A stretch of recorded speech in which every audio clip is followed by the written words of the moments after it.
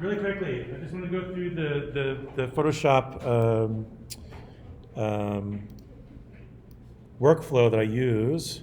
You can see the difference, I mean, in the actual photos, right? So, I mean, I didn't do anything special when photographing these yesterday. I used my iPhone. I had 2 pieces of white foam core that I set up in my office. I didn't have any special lighting, it was my office light. Just trying to make sure I found a place where the light is not like sort of scattering it all over the place. There's like maybe one main source coming from one direction.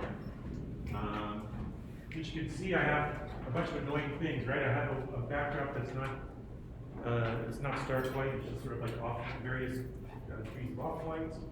In shading and tone, I have a horizon line that's really annoying with a white, grayish white background and a white downplane.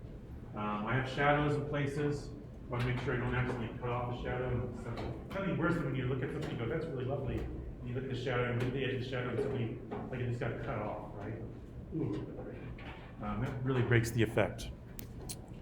So let me just open one of these up really quickly. I'll just show you that workflow because again, people ask me about this all the time. I guarantee I'll get like emails over winter break. And then in 4th year, when you're trying to apply for grad schools, you'll email me. You'll be like, I have these old photos. What do I do with them? I'll be like, okay, come on. So let's see. Let me pick one just really quickly to go with here. This one has several different issues with it. So, all right, I'll just go open this up in Photoshop. So I have it set up so that I'll actually open things up in Camera Raw. So that's a Camera Raw plugin. If you can't find that Camera Raw plugin, I'll show you where that's at. In Photoshop, under Filter, you can find the Camera Raw filter. And it brings that up. What that raw format means is, we're usually used to using like JPEGs and PNG files for graphic files, like for image files. And those are really useful image format types, but what they do is they take a lot of information and they figure out how to compress it into the tiniest configuration without losing too much detail. Raw format doesn't optimize; it keeps all that information in there. Right? So if you're using a DSLR like a Nikon or Canon or something, you can keep that raw format and you come in and go in here and start to see detail that you wouldn't necessarily see in the post-produced JPEG. All right. What that does, that gives me an interface over here that's really quite useful. So I can adjust the temperature, right? So that's a little too warm. Maybe I cool it off a bit, right? I'm just going to go through here. Oh, I've actually already edited this. I'm just going to say cancel. I'll pick a different one. Damn. But here's that Camera Raw filter. It's right here. Filter, pull down Camera Raw. If you want to open that up on your own system, you can't figure that out. The reason why, for some reason, Photoshop 2021 really has a really hard time with the iPhone RAW format of HEIC or whatever it is. It's sort of annoying. It like crashes my build of Photoshop. I tinkered around with the settings after Googling that problem. And it turns out that the workflow would be having it open up in Camera Raw first, and then you open, and then it opens up in Photoshop. But I prefer to sort of edit things in Camera Raw anyway. Right, so let me just pick one that I haven't screwed around with yet. Let's see here, open.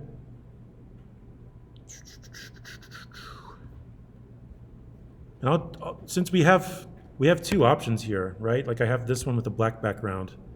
Thank you, Raul.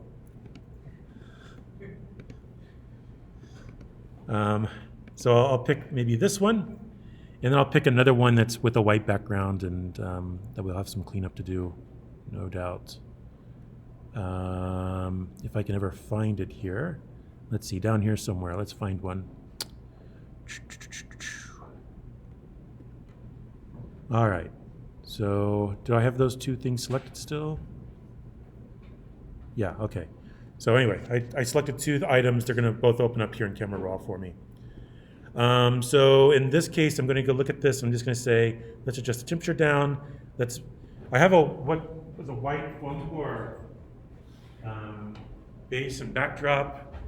I'm going to actually try to make that as pure and stark white as I can, right? By just sort of upping the whites quite a bit.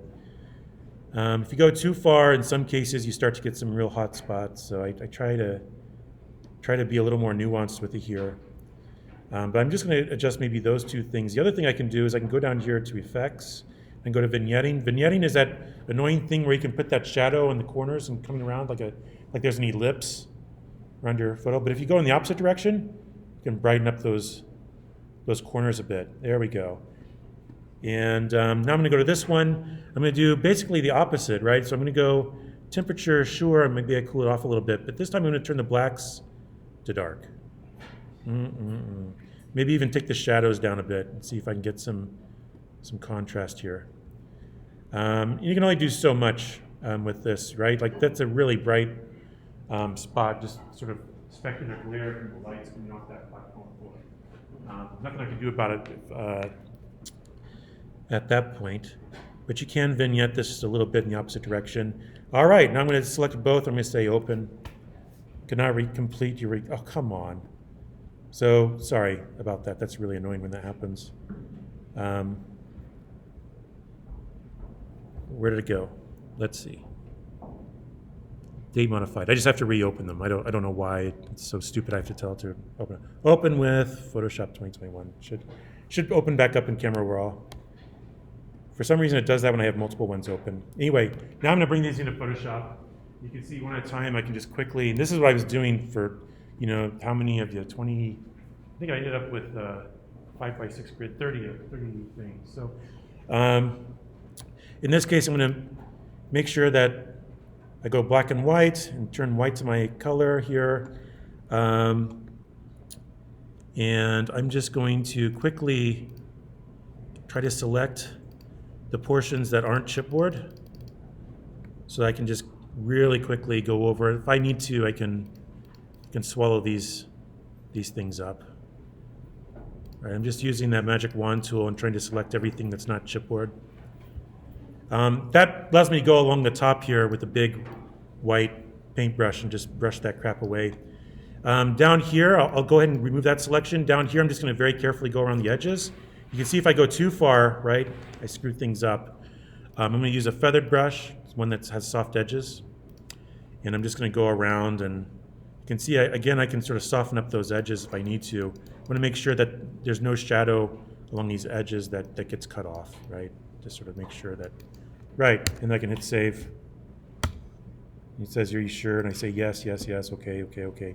All right, and then with this one, similar, but I'll turn it to black. In this case, I have quite a bit of room up here around it.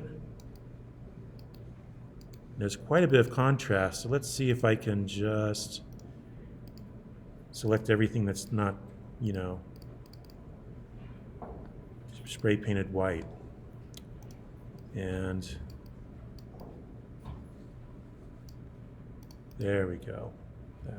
Save, enter, twice, come on, yes, okay. Right, so that's basically what I did. And then from there, if I wanted to, now it's still a little too warm, I could always adjust the temperature. I could just take out the color and desaturate it. Just wanted to quickly go through that with you guys, because typically that's what people ask me after class is over. All right, so again, I posted those online. You can find them here. You go to modules, and down at the very end of project 2, right, grid shell photos, and there's a link to, I just uploaded them to Google Photos album for you guys, which is what this is, right? So you can go through, you could say, oh, there's Heather's, right? I'm Heather, so I want these 1, 2, 3, 4, 5, 6 before I get to Chandler's, and then, or whatever. All right?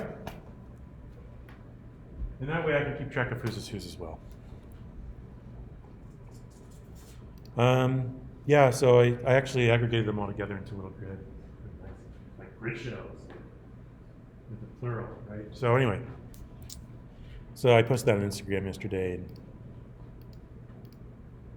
always good to let the outside world know what we're doing here, all the good work you guys do. All right, project 3, we're going to create the axons today. You excited? So, there's a couple things I ran up against the last time, right? It was like, oh, the intersections. Do I have to like find the intersections? No. I figured it out, right? Like, so there's an easy button for all of this stuff, right? So I'm going to show you guys that today, and it's going to be so incredibly, hopefully, spectacular, or at least not disappointing. Two, you guys are preparing for studio finals and stuff. You guys use clipping planes to cut sections and plans? You guys know what clipping planes are? Okay, just making sure. All right, because if not, I can show you guys, but we can also tweak the settings of how the clipping planes display and what happens when you cut through a solid and how to adjust line weights there and things like that. So if you're rendering these things out and you want some of that line work, you can get that stuff to pop. But anyway, let's talk about that right now. I'm recording, so I will post this after class. Right? And I'm just going to go over some details. And a lot of this stuff isn't brand new, but there are some things that I'm going to do differently. Okay. One is that instead of screwing around with the render settings, right, going to the display properties, I'm actually going to make my own display setting.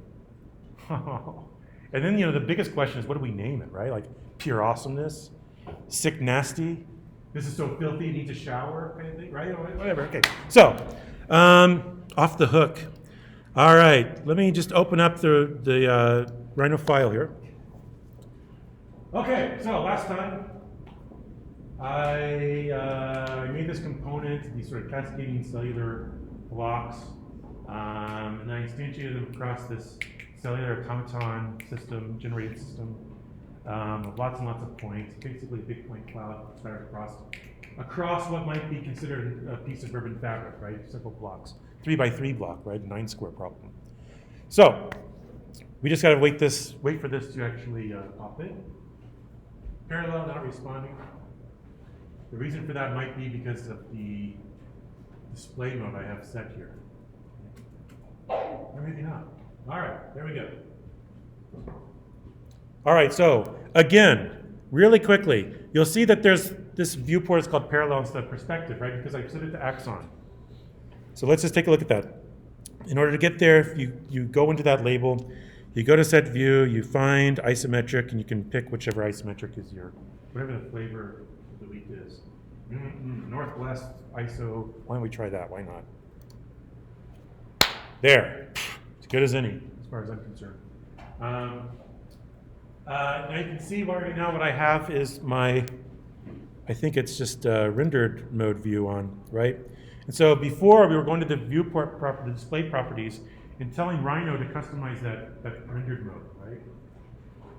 Now, let's look at some other of these modes that just come built in. There's artistic, technical, pin, and Arctic. I'm going to just go to pin real quick. It's going to actually take a moment. So when you start to go to the line drawing display modes, it takes it a while to actually compute the line drawings, right? It does it pretty much once.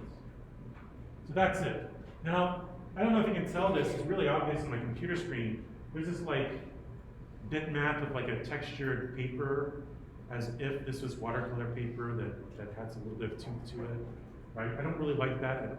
That just looks stupid to me. Like, why print that on white printer bond paper? Like that just does, right? But what it does do is it does give us line work, right? All right.